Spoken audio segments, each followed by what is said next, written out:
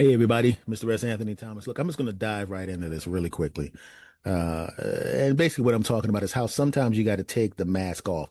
What I mean by that is we put on the mask, we try to put this facade on to try to pretend to be something that we're not in different situations. I explain what I'm talking about. Um, I'm a pretty happy-go-lucky type of cat, but I grew up in a tough neighborhood. And one of my best friends who's passed also grew up in a tough neighborhood. And when we moved out to Los Angeles to do our comedy, we're both comedians. We both, like I said, grew up in a tough neighborhood. And when you grow up in a tough neighborhood like he did and like I did, a butt whooping can happen at any particular time. You always have to be prepared because you may have to knuckle up with somebody, whether you want to or not. Because if somebody walks up to you with their fist drawn, I'm like, I'm gonna kick your butt, and they start throwing punches at you. It's not like you're going, excuse me, I understand that you want to have a physical altercation, but I, on the other hand, choose not to. So please, because that's what would happen to you. So you always have to be prepared for that. And because you have to be prepared for that, you walk around with this look on your face as if to say, I wish you would. I wish your punk behind would. I wish you would. And he was a white guy. My boy was a white guy. And he had the white guy equivalent of I wish you would. Now we knew each other. We were close friends. So he grew up in his version of a tough neighborhood. I grew up in my version of a tough neighborhood. We go out to Los Angeles. We're walking around, both of us walking around. And I wish somebody would. And he's doing his version. I wish you would. And so we didn't understand the concept of somebody being nice for no reason. We're doing a job. We're working a gig in Burbank for doing market research with somebody. I go into a place with $100 bill because my check was like $200. And the bank gave me $200 bills. I was just so happy to be getting paid at the time. I didn't even pay attention to the fact that that's what was in the envelope. And I look at them going, what am I supposed to do with this? I'm in my 20s. I'm in Los Angeles, and I was living in Hollywood at the time. You try to go to a store in Hollywood in the 90s with $100 bill. They ain't taking it. You could literally walk in there. It would be better if you walked in with a piece of paper that you cut from a brown paper bag with the number 100 on it. You'd have just as much chance of getting that cash or getting spending that as $100 bill.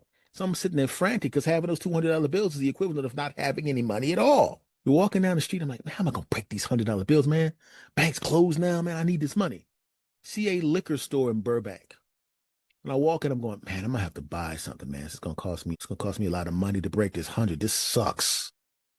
I walk in and said, yeah, let me buy some so I can break these hundreds. He goes, I'll break them. I mean, my boy looked at each other like, what?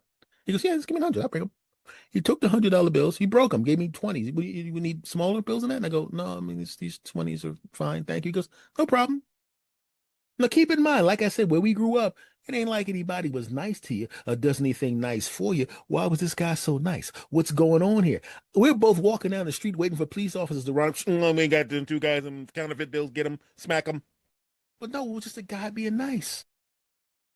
And we were surprised by it because we weren't used to people just being nice for no reason, being nice and not wanting anything from it. We weren't used to that because it almost never happened.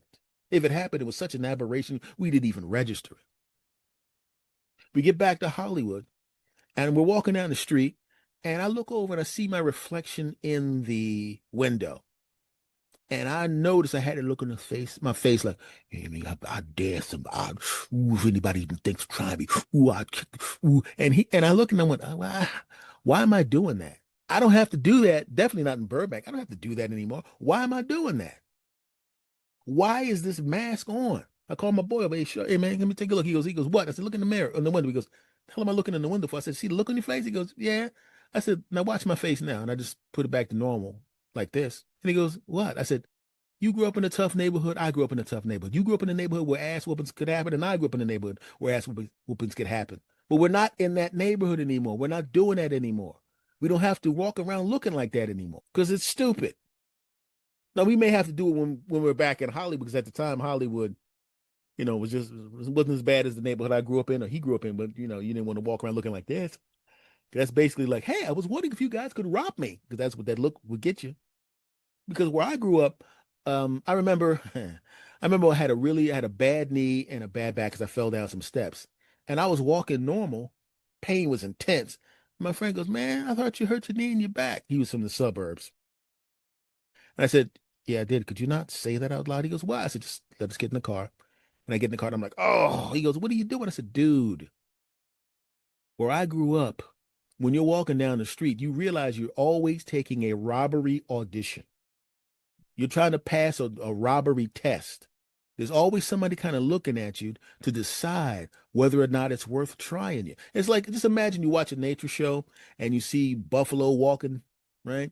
And you see the lions kind of sitting in the brush. Now, if they're really desperately hungry, yes, they'll go after a tough, healthy, strong buffalo, the leader of the pack. They'll go after that.